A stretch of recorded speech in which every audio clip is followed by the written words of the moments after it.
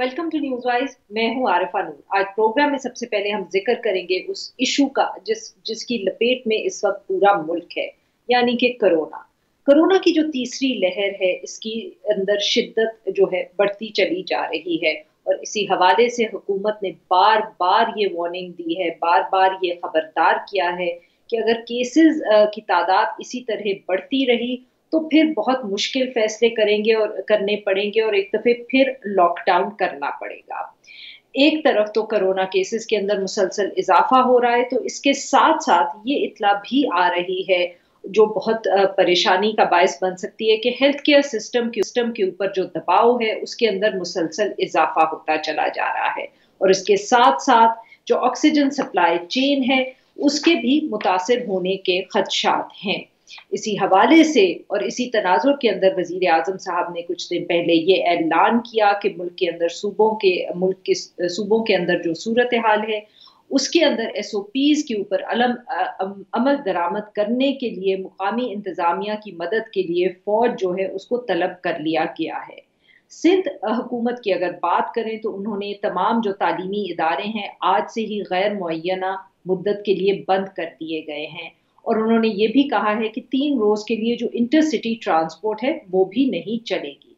पंजाब की तरफ अगर नजर दौड़ाएं तो वहां भी हेल्थ केयर सिस्टम के ऊपर जो दबाव है उसके अंदर मुसलसल जो है वो इजाफा हो रहा है।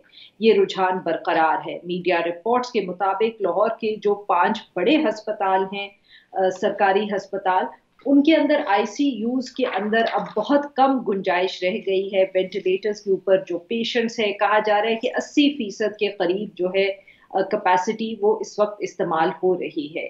इसके साथ साथ रोज ये मनाजर भी देखने में आते हैं कि शहरों के अंदर सहर हो या इफ्तार, लोग जो हैं वो SOPs के ऊपर बिल्कुल अमल नहीं कर रहे और हजूम के हजूम खाते हुए और पीते हुए हमें जो है वो नजर आते हैं। टेलीविजन चैनल्स पे इस किस्म के मनाजिर हम तकरीबन रोज ही देख रहे हैं। इस सारे मामले के ऊपर गुफ्तगू करने के लिए आज हमारे मौजूद हैं डॉक्टर यास्मीन राशिद साहिबा, ये वजीर सेहत है Punjab. Welcome to the show doctor साहिबा। जी डॉक्टर साहिबा, थैंक बताइएगा यू जी। पंजाब जो सूरत हाल है हेल्थ केयर सिस्टम के ऊपर इस वक्त कितना दबाव है और आपके क्या खदशात हैं कि और अगर केसेस के अंदर इजाफा इसी तरह बरकरार रहा तो क्या हमारे यहाँ भी हम हेल्थ सिस्टम को उस तरह ट्रिप करते हुए देख सकते हैं जिस तरह के मनाजिर या जिस तरह की सूरत हाल इस वक्त भारत के अंदर है?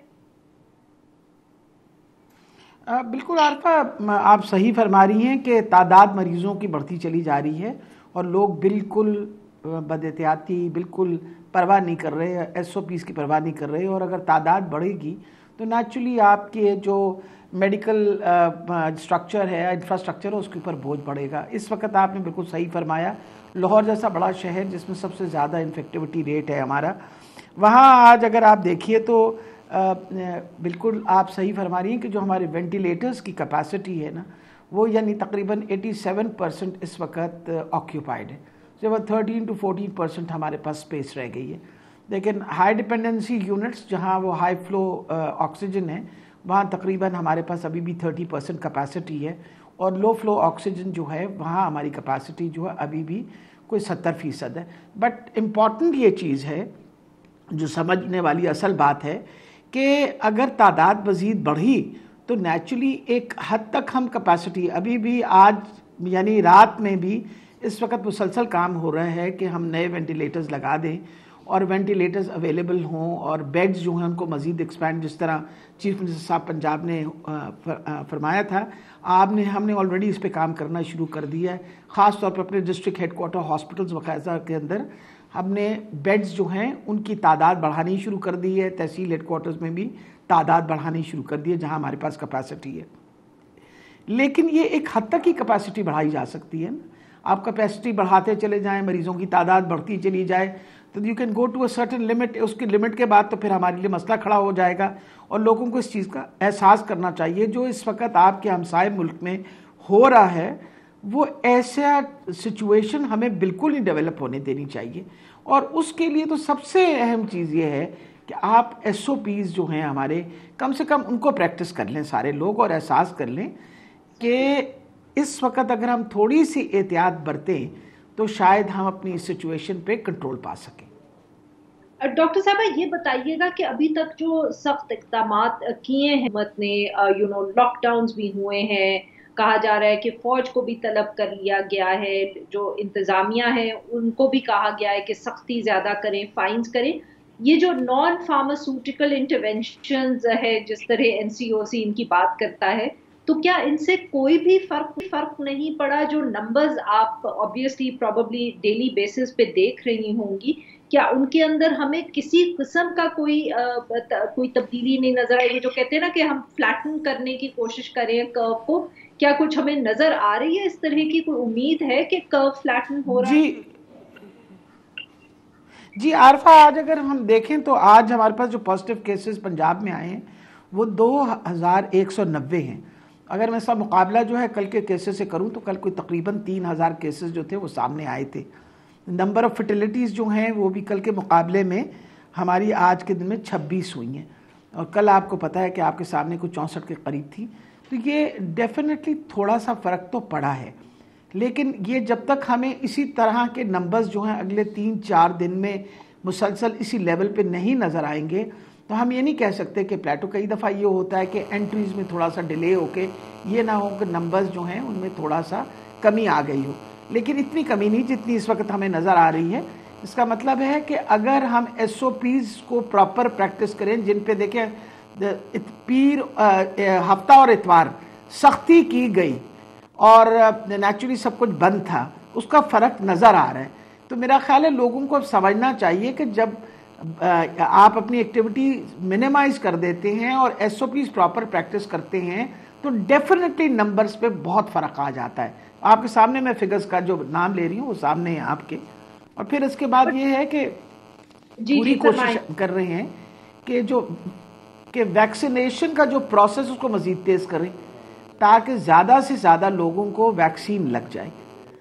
आज के दिन में जो मेरे पास नंबर सामने आया है वो अब तक हम 9,62,000 लोगों को 62,885 लोगों को वैक्सीन आज के दिन में लगा चुके हैं। यानी तकरीबन अभी तक, ये मैं रात का वो नहीं गिन रही, अभी आपको पता है कि 2 सेशंस होते हैं हमारे। एक सुबह 10 बजे से लेके 3 बजे तक वैक्सीन एक दफ़ा लगती है और शाम 8:30 से लेके रात 12 बजे तक वैक्सीन लगती है। तो तकरीबन पहले सेशन के अंदर हम लोगों ने कोई 28,000 के करीब वैक्सीन लगा दी है, और हमने ये हदफ उठाया कि इंशाल्लाह पूरी कोशिश करेंगे कि उसको कम से कम 35,000 पर डे पे वैक्सीनेशन को अगले चंद दिनों में ले जाएं ताकि ज़्यादा से ज़्यादा लोगों को हम प्रोटेक्ट कर सकें। तो ये 2 अहम इकदाम है कि एक हम SOPs प्रैक्टिस करें और एक हम मैक्सिमम वैक्सीनेशन जो है वो कराएं। तो उसके ऊपर अल्हम्दुलिल्लाह अभी हमें नई सप्लाई आ गई है वैक्सीन की। Turn to the earlier issue, जहां आपने कहा कि हमें नंबर्स में आज कमी नजर आई है और आपने खुद उस पर बात की कि सिर्फ एक दिन के नंबर्स जो हैं वो काफी नहीं होते, तो अंदाजन डॉक्टर साहब कितने दिनों के ऊपर ये ड्रॉप हमें नजर आना चाहिए बिफोर यू और we can say with confidence कि अब प्लेटो आ गया है, या कर्व के अंदर कर्व जो है फ्लैटन हो रहा है या नंबर्स नीचे की तरफ जा रहे हैं? मिनिमम कितने दिनों के ऊपर हमें एक डाउनवर्ड ट्रेंड नजर आना चाहिए? एक्चुअली अगर हम प्लेटो करते हैं तो कम से कम एक हफ्ता, it takes about 6 to 7 days to actually show you the pattern कि भाई अब ये पैटर्न जो है वो इस तरह चल रहा है कि इट इज़ प्लेटोइंग। तो कल भी कंपैरेटिवली, अब मैं कल के मुकाबले में तो आज बहुत कम केसेस सामने आए हैं, तो अब अगले कल और परसों में कुछ अंदाज़ा होगा कि और मज़ीद कितनी कमी आती है। बट इज़ एक्सट्रीमली इम्पॉर्टेंट कि प्लेटो हो। वजह ये कि जितने मरीज़ अस्पताल आ रहे हैं उतने अगर सेहतमंद होकर घर चले जाएं तो फिर तो सिचुएशन जो है वो संभाली जा सकती, लेकिन अगर तादाद मरीज़ों की बढ़ती चली जाए फिर मुश्किल होगा। तो ये प्लेटो होना बहुत अहम है हमारे लिए। और आज का तो थोड़ा सा तसल्ली बख्श था नंबर, अल्लाह करे कि इसी तरह के नंबर्स रहें तो सिचुएशन जो है वो इम्प्रूव होती हुई लग रही है। अच्छा डॉक्टर साहब ये बताइएगा कि हमने जिक्र भी शुरू के अंदर किया, पिछले दिनों में वज़ीर आज़म साहब ने फौज के हवाले से ऐलान किया कि उनको इस्तेमाल किया जाएगा। DGISPR ने भी प्रेस कॉन्फ्रेंस की, उन्होंने कहा 16 शहरों के अंदर फौज डिप्लॉय कर दी गई है। पंजाब में किन शहरों के अंदर आपने जो फौज है वो तलब की है, और हमें ये भी बताइए कि आपने क्यों इन शहरों का इंतखाब किया है, वहां नंबर्स की क्या सूरत हाल है that you felt you needed extra help. देखिए, मेरा ख्याल है इससे बड़ी इमरजेंसी तो और हो नहीं सकती जो ये पेंडेमिक आई हुई है। और आर्मी हमें, we always need more human resource. ज़्यादा लोगों की ज़रूरत पड़ती है जब हम चाहते हैं कि हम को SOPs के ऊपर इम्प्लीमेंटेशन स्ट्रिक्टली करवाएं। फ़ौज से बहुत बड़ी हेल्प मिलती है। हमने हर वो शहर जिसके अंदर इस वक्त हमारा इन्फेक्टिविटी रेट जो है दैट इज़ गॉन अबव 8, वहाँ हम कोशिश कर रहे हैं कि हमें सपोर्ट मिले। लेकिन जो बड़े शहर हैं हमारे, जिस तरह लाहौर है, मुल्तान है, फैसलाबाद है, रावलपिंडी है, इनके अंदर this is going to be a huge help for us कि हम अपने SOPs जो हैं उनको प्रॉपरली इम्प्लीमेंटेशन करवाएं उसकी। So it's a huge support. और मेरा ख्याल है कि एक बड़ी सेंसिबल स्टेप ये लिया गया है बाय द गवर्नमेंट, क्योंकि आर्मी जो है हर सूबे के अंदर डिप्लॉय की गई है। और आर्मी, आपको पता है, हमेशा इमरजेंसी के दौरानिया में, चाहे फ्लड्स थे या जलजले थे, they have always been a huge support. तो मेरा ख्याल है ये बिल्कुल सही वक्त था कि आर्मी आ गई है हमें हेल्प आउट करने के लिए। क्योंकि देखिए, आज साल सवा साल हो गए, इंसान जो है ना मुसलसल, people are getting exhausted also. मैं अगर अपने डॉक्टर्स, नर्सेज, एक मुसलसल काम कर करके भी लोगों में एग्जॉस्टन, तो ये थोड़ी see the help is going to give them a little bit of support. Particularly हमारी पुलिस, हमारी एडमिनिस्ट्रेशन, उनको भी बहुत बड़ी सपोर्ट मिल जाएगी। बिल्कुल सही जी। नाज़रीन, यहाँ पे लेते हैं हम एक छोटा सा ब्रेक। Will back.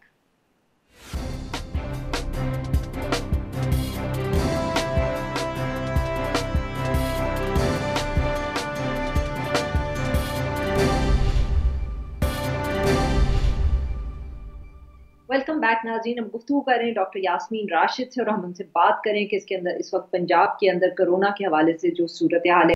डॉक्टर साहब, आप ब्रेक पे जाने से पहले आपने वैक्सीनेशन का भी जिक्र किया और किस तरह आप जो नंबर्स हैं उनको रैंप अप करने की कोशिश करेंगे। तो डॉक्टर साहब, ये बताइएगा कि जैसे NCOC और डॉक्टर फैसल सुल्तान साहब से हमें ये मालूम होता रहता है, वो कहते हैं कि पूरे पाकिस्तान के अंदर अगर हम पॉपुलेशन देखें तो we need to vaccinate around 100 million people. 100 मतलब 100 मिलियन लोग ऐसे हैं जो 18 साल की उम्र से ज्यादा है, उन सबको वैक्सीनेट करना है हर्ड इम्यूनिटी के लिए। उसमें से आप 70% की बात कर लें तो पंजाब में डॉक्टर साहबा इसी तरह नंबर्स क्या है? I mean, what is the total number of population that you want to vaccinate, और उनमें से कितना नंबर जो है आप चाह रही हैं या आपकी एम है कि by the end of the year आप वैक्सीनेट करना चाह रहे हैं? देखिए आरफा, सबसे बड़ी बात तो ये है कि आपकी जो सबसे वल्नरेबल वो है population, that is basically those people who are above as 50, और उनमें सबसे ज़्यादा, उससे ज़्यादा जो वल्नरेबल है वो अबव एज 60 हैं। तो अब अल्हम्दुलिल्लाह हम लोगों ने अबव एज 50 की तो वैक्सीनेशन शुरू कर दी है। और जैसे मैंने आपको बताया है कि अगर पूरे पाकिस्तान में कोई 13-14 लाख अभी तक वैक्सीनेशन हुई है, तो पंजाब के अंदर उसमें से 9,62,000 हमने पंजाब के अंदर वैक्सीनेशन कर दी है। और अब क्योंकि एक अनइंटरप्टेड सप्लाई जो है उसकी हमें तसल्ली है, जैसे कि आपको पता है कि आई रिसीव्ड 500,000 डोजेज़। आज के दिन में हमारे पास 5 लाख नई डोजेज़ आ गई हैं, और उम्मीद है कि 28 तारीख को 5 लाख और मिल जाएंगी। तो हम और अगले महीने जिस तरह की NCOC ने हमें बताया है कि we are getting about 3 to 4 million more doses. तो मेरा ख्याल है इंशाल्लाह हमारी जो सीनियर पॉपुलेशन है, जो सबसे ज़्यादा वल्नरेबल है, वो होपफुली अगले 1.5-2 माह के अंदर, यानी अबव एज 50 जो है, वो 2 महीने के अंदर we'll be able to vaccinate them.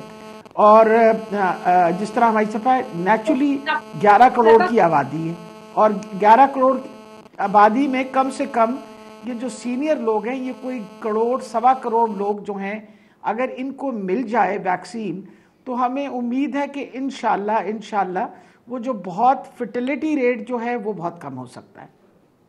So basically आप कह रही हैं कि 1.25 करोड़ हमारी वो आबादी है पूरे पंजाब के अंदर جو 50 سال کی عمر سے زیادہ ہے اور اس کو ویکسینیٹ کرنا ہے. نہیں 1.25 کروڑ سے کمپیریٹیولی تھوڑی سی زیادہ ہی ہے، بٹ میں یہ کہہ رہی ہوں کہ اگر اس میں سے دیکھیں اندازہ تو جس طرح رجسٹریشنز ہو رہی تھیں ہمارے پاس، اس سے پتہ چل رہا تھا کہ کس طرح کی نیچرلی پیپل ابو ایج 50 کمپیریٹیولی زیادہ ہوں گے. لیکن میرا یہ خیال ہے کہ اگر کوئی تقریباً 1.25 کروڑ لوگوں کو ہم یہاں ویکسینیٹ کر دیں تو سچویشن تھوڑی سی امپروو ہو جائے گی. نیچرلی آئیڈیل سچویشن تو یہ ہے کہ آپ کی پاپولیشن کا 50 سے 60% حصہ جو ہے وہ ویکسینیٹ ہو جائے، but that is going to take a long time. اور ایون جو ڈیولپ کنٹریز ہیں دنیا کی، وہاں بھی ابھی ینگر پاپولیشن کو اس طرح ویکسینیٹ نہیں کیا جا رہا. The elderly population is getting more vaccinated. ہم پاکستان کے اندر کوشش یہی کر رہے ہیں کہ ایلڈرلی پاپولیشن. یہاں پہ لیتے ہیں ایک چھوٹا سا بریک، اور جب ہم بریک سے واپس آئیں گے بات کریں گے قاضی فائز عیسیٰ صاحب کا جو کیس تھا اور اس کے اندر آج سپریم کورٹ کے بینچ کا فیصلہ آیا ہے. اسٹے ود اس.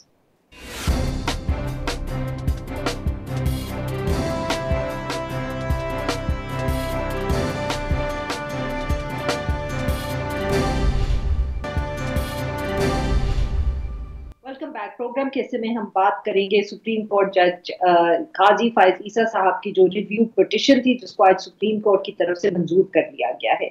جون 2020 کے اندر سپریم کورٹ نے جسٹس قاضی فائز عیسیٰ کے خلاف دائر کیا ہوا جو صدارتی ریفرنس تھا اس کو کالعدم تو قرار دیا تھا، مگر ساتھ میں یہ بھی کہا تھا کہ جج صاحب اور ان کی اہلیہ کی جو بیرون ملک جائیداد کا معاملہ ہے اس کو FBI جو ہے دیکھے اور اس کے اوپر ایک رپورٹ تیار کر کے سپریم جوڈیشل کاؤنسل کو بھجوا دے. جسٹس عیسیٰ نے اور ان کی اہلیہ نے اور مختلف جو بار کاؤنسلز ہیں انہوں نے سپریم کورٹ کے فیصلے کے اس حصے کو چیلنج کیا تھا اور نظر ثانی کی ایک درخواست دائر کی تھی. سپریم کورٹ کے اندر سماعت کرنے والی جو 10 رکنی بینچ تھا اس نے ان درخواستوں کو 6-4 کی اکثریت سے منظور کر لیا ہے. دلچسپ بات یہ ہے کہ جب یہ اوریجنلی فیصلہ 2020 کے اندر آیا تو 7 ججز نے یہ فیصلہ کیا تھا کہ FBI کو معاملہ بھجوایا جائے، مگر اب یہ ایسا لگ رہا ہے کہ 3 جو ججز ہیں انہوں نے اپنے پہلے والے فیصلے کو تبدیل کیا ہے اور اس طرح اب 6 ججز نے جسٹس قاضی فائز عیسیٰ صاحب کے حق میں کہا جا رہا ہے کہ فیصلہ دے دیا ہے. سماعت کے دوران جج صاحب خود بھی ایک مرحلے کے اوپر دلائل دیتے رہے اور گزشتہ ہفتے بینچ کے ایک سینئر جج کے اعتراض کے بعد سماعت بھی کچھ دیر کے لیے اس کو ڈیلے کرنا پڑا. اس سارے معاملے کے اوپر گفتگو کرنے کے لیے آج ہمارے موجود ہیں کامران مرتضیٰ صاحب جو سابق صدر سپریم کورٹ بار ایسوسی ایشن ہے، اور ہمارے ساتھ موجود ہیں شاہ خاور صاحب، ایک سینئر ماہر قانون. ویلکم ٹو دی شو جینٹلمن. جی شاہ خاور صاحب، سر آپ سے گفتگو کا آغاز کریں گے. پلیز ہمیں بتائیے گا ان سمپل ٹرمز ناظرین کی سمجھ کے لیے کہ آج کا جو فیصلہ ہے اس کی سگنیفیکنس کیا ہے، اور اب آنے والے دنوں میں یہ جو سارا معاملہ ہے اس کے اوپر ہم کیا کس قسم کی پروسیڈنگز یا سٹیپس دیکھ سکتے ہیں؟ دیکھیں، یہ میں سمجھتا ہوں کہ پاکستان کی عدالتی تاریخ کا ایک بڑا منفرد اور ایک بالکل تاریخی فیصلہ ہے. اس سے پہلے ہمیں کوئی ایسی نظیر نہیں ملتی جس میں کسی سینئر جج آف دی سپریم کورٹ کے خلاف ایک امپیچمنٹ کی جو ہے وہ ریفرنس پریزیڈنٹ نے داخل کیا، اور جب اس کی سماعت ہو رہی تھی تو پھر اس کو جو معزز جج صاحب ہیں انہوں نے کانسٹیٹیوشنل جورسڈکشن میں اس کو سپریم کورٹ کے میں چیلنج کر دیا. اور اس کے بعد آپ نے دیکھا کہ بڑی لمبی سماعت ہوئی اور سپریم کورٹ کا جو پہلا فیصلہ تھا اس میں 7-3 کی میجورٹی سے انہوں نے گو کے جو الزامات لگائے گئے تھے اس ریفرنس میں ان کو تو انہوں نے کواش کر دیا، ان کو تو انہوں نے سیٹ اسائڈ کر دیا. لیکن اس کے ساتھ ساتھ انہوں نے یہ کہا کہ ان کی اہلیہ کا اور ان کے بچوں کا جو جائیداد سے متعلق معاملہ ہے وہ فیڈرل بورڈ آف ریونیو دیکھے گا، اور اس کی رپورٹ جو ہے وہ سپریم جوڈیشل کونسل میں پیش کی جائے گی. اور سپریم جوڈیشل کونسل اگر سمجھے کہ اس میں کسی قسم کا کوئی ایسی ذمہ داری جج صاحب کی طرف آتی ہے تو وہ از خود اس کا جو ہے سو موٹو اس کی جورسڈکشن لے کے وہ کارروائی شروع کرے گی ان کے خلاف امپیچمنٹ کی. تو وہ جو پہلا فیصلہ تھا اس کو چیلنج کیا گیا. اور یہ بھی ایک بڑا دلچسپ امر ہے کہ معزز جج صاحب نے خود نظر ثانی کی درخواست کے دوران خود دلائل دیے، ان کی اہلیہ نے بھی دیے، اور اس میں کافی ایسی چیزیں جو سامنے آئیں جو کہ ان پریسیڈنٹڈ تھی.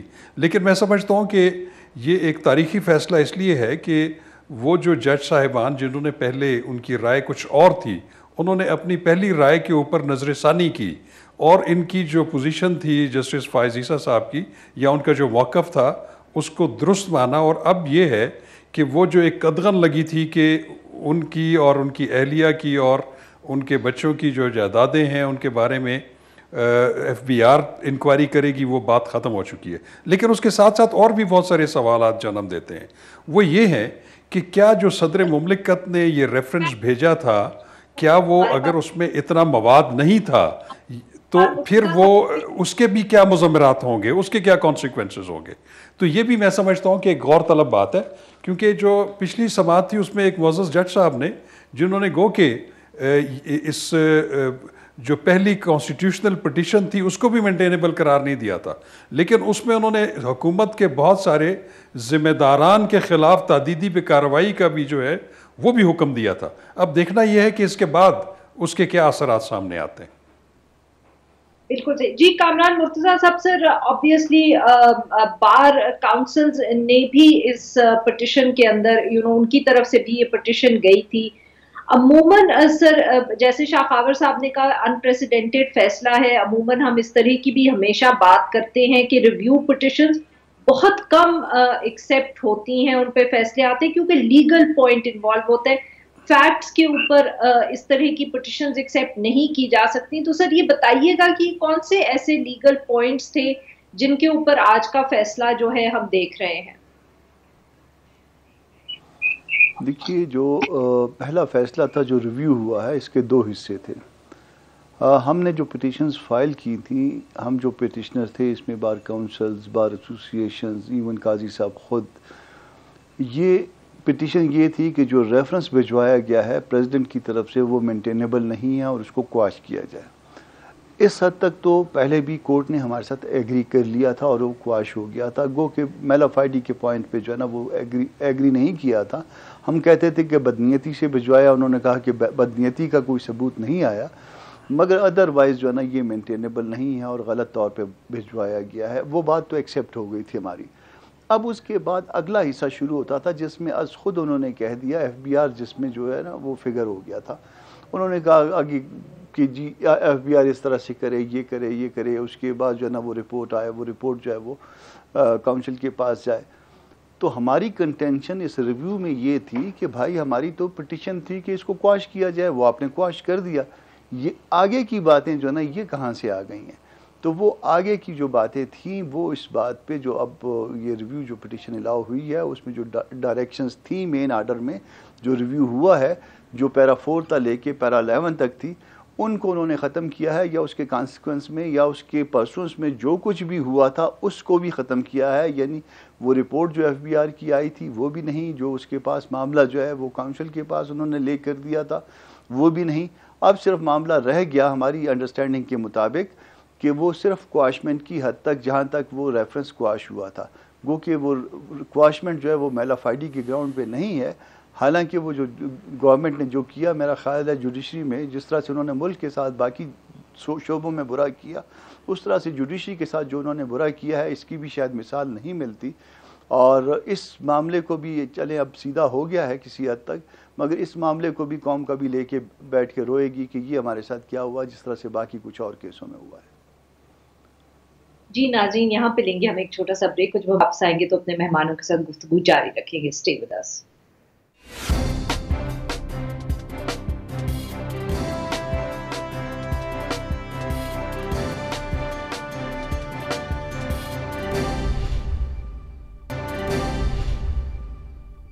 ویلکم بیک ناظرین، ہم گفتگو کر رہے ہیں کامران مرتضیٰ صاحب سے اور شاہ خاور صاحب سے، اور ہم بات کریں جو آج سپریم کورٹ کا فیصلہ ہے قاضی فائز عیسیٰ صاحب کی ریویو پٹیشن کے اندر۔ جی شاہ خاور صاحب، سر آپ نے جب شروع میں بات کی تھی آپ نے کہا تھا یہ ایک انپریسیڈنٹڈ فیصلہ ہے، تو سر اس سے اگر ہم اس کانٹیکس میں بات کریں کہ اس فیصلے سے پریسیڈنٹ کیا سیٹ ہوتا ہے ججز اور سپریم جوڈیشل کاؤنسل، اور خاص طور پہ جو ریاست یا صدر کے پاس یہ رائٹ ہے یا پاور ہے to send references to the supreme judicial council against various ججز یا کسی بھی جج کے خلاف، تو سر بتائیں کہ کیا لیگل پریسیڈنٹ آج سیٹ ہوا ہے جس سے جو ہم کہہ سکتے ہیں کہ جوڈیشری ایز این انسٹیٹیوشن جو ہے اسٹرینتھن ہوگی آنے والے دنوں میں؟ دیکھیے اس میں بہت سارے میں سمجھتا ہوں کہ پریسیڈنٹ سیٹ ہوئے ہیں. سب سے پہلا پریسیڈنٹ تو یہ سیٹ ہوا ہے کہ ہم نے کبھی کسی بھی ریویو کی کارروائی میں اتنی لمبی پروسیڈنگز نہیں دیکھی. کہ ایک تو چونکہ ریویو کا جو سکوپ ہوتا ہے بڑا لمیٹڈ ہوتا ہے, اس میں چونکہ ایک ججمنٹ آ چکی ہوتی ہے, اور تو اس میں جو درخواست گزار ہوتا ہے اس نے کچھ سکم اور کچھ غلطیاں جو کہ بالکل واضح ہوتی ہیں ججمنٹ کے اوپر, اس کو پوائنٹ آؤٹ کرنا پڑتا ہے یہ اور ثابت کرنا پڑتا ہے. لیکن یہاں ہم نے دیکھا کہ ایک بڑی لمبی ایک اس کی پروسیڈنگ ہوئی اور بہت لمبی سماعت ہوئی, اور صرف جو اس میں جو خامیاں تھیں اسی کو نہیں دیکھا گیا, لیکن بہت ساری اور چیزوں کو بھی دیکھا گیا, اور اس کے ساتھ ساتھ فیڈریشن کو بھی سنا گیا. جو میں سمجھتا ہوں کہ فیڈریشن جو ہے اس میں پارٹی نہیں تھی, یا فیڈریشن نے نہ کوئی ریویو فائل کیا تھا. تو اس کے علاوہ دوسری چیز میں سمجھتا ہوں جو کہ ایک سوچنے کا مقام ہے, وہ یہ ہے کہ صدر مملکت نے جو حکومت کی طرف سے یہ ریفرنس فائل کیا تھا, دیکھیں اس کے پیچھے پوری منسٹری آف لا بیٹھی ہوتی ہے, آپ کے اٹارنی جنرل بیٹھے ہوتے ہیں, بہت سارے برینز بیٹھے ہوتے ہیں جو چیزوں کو پورے طریقے سے چھانتے ہیں. چھان پٹک کرنے کے بعد وہ پھر ایسا فیصلہ کرتے ہیں, وہ کیبنٹ اس کو ڈیسائیڈ کرتی ہے, پرائم منسٹر ایڈوائز کرتے ہیں پریزیڈنٹ کو, تب جا کے یہ ریفرنس فائل ہوتا ہے. تو میں سمجھتا ہوں کہ اب حکومت کو یا جو ہماری ریاست ہے اس کو کم از کم آئندہ محتاط ہونا چاہیے, کیونکہ جج کسی بھی سپیریئر کورٹ کے جج کے خلاف اس کی جو ہے مس کنڈکٹ کے الزام کے اوپر ان کی امپیچمنٹ, ان کے مواخذے کی جو تحریک ہوتی ہے وہ بھی جو صدر مملکت کی طرف سے آتی ہے, اس سے پہلے ان کو بہت زیادہ ویریفیکیشن چھانٹ پٹک کرنی چاہیے, اور اس میں 1% بھی شائبہ نہ ہو کہ اس کے ڈیفیٹ ہونے کا جو ہے امکان ہے. تو میں سمجھتا ہوں کہ یہ صدر مملکت کو کم از کم یہ نوٹس لینا چاہیے اس چیز کا کہ ان کو کیوں ایسا ریفرنس جو ہے بھیجا گیا جو کہ ان کے لیے امبیرسمنٹ کا جو ہے وہ باعث بنا. تو میں سمجھتا ہوں کہ یہ انتہائی سینسیٹیو معاملات ہیں, ان کے بارے میں جو بھی فیصلہ آپ نے کرنا ہے یا جو بھی بات کرنی ہے وہ بڑی سوچ سمجھ کر اور پورے ہوم ورک سے کرنی چاہیے. تو میں سمجھتا ہوں کہ یہ ایک بہت بڑا لیسن ہے کہ ہم اس سے کم از کم ایک سبق سیکھیں. اس کے علاوہ جب اس کی جو ڈیٹیل ججمنٹ آئے گی تو اس میں پھر ہم دیکھیں گے کہ مزید کیا اس میں جوڈیشل جو ہے پریسیڈنٹس جو ہے مزید قائم ہوئے.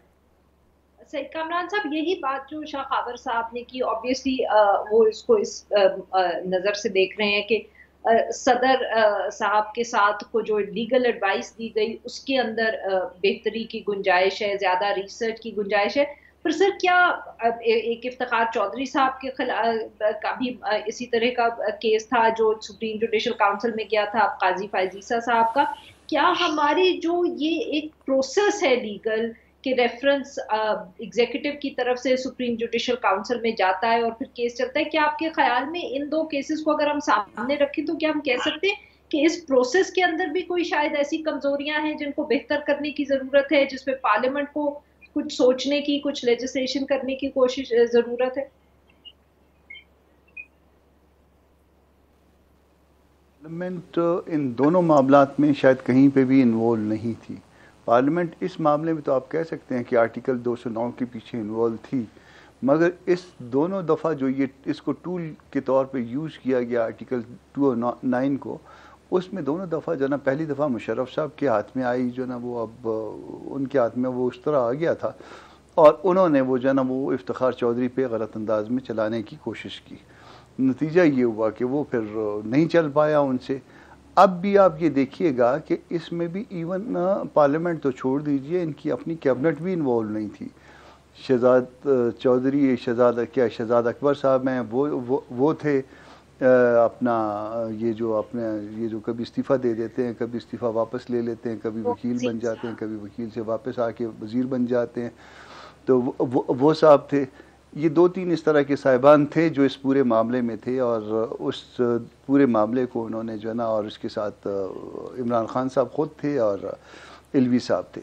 یہ 4 لوگوں کی یہ گیم تھی, ساتھ شاید کوئی 5واں بندہ بھی ہو, مگر یہ 4 لوگ تھے میرا خیال ہے بیسیکلی. اور چاروں کو جو ہے نا وہ انہوں نے پھر ان کے دلوں میں جو ہے نا وہ ایک لگا ہوا تھا. ان میں جو فروغ نسیم صاحب تھے ان کا شاید قاضی صاحب کے ساتھ کوئی پرانا حساب کتاب کراچی کے حساب سے تھا. کراچی میں جب یہ پریکٹس کرتے تھے. شاید یہ اس وقت کا کوئی دلوں میں کوئی ہوتا ہے. وکیل ہیں آپ کے بھی جب ہم پیشہ ہوتے ہیں کہ کوئی اچھا لگتا ہے کوئی برا لگتا ہے. شہزاد اکبر صاحب تو ویسے ہی جو ہے نا وہ فیم لینے کے چکر میں ہوتے ہیں. وہ جی کرپشن الٹیمیٹلی کچھ ثابت نہیں کر پاتے. اور وہ دونوں آگے شکریہ شاخاور صاحب آپ کا. آپ دونوں نے ہم سے گفتگو کی. ناظرین آج کے لیے بس اتنا ہی. Will be back tomorrow at the same time.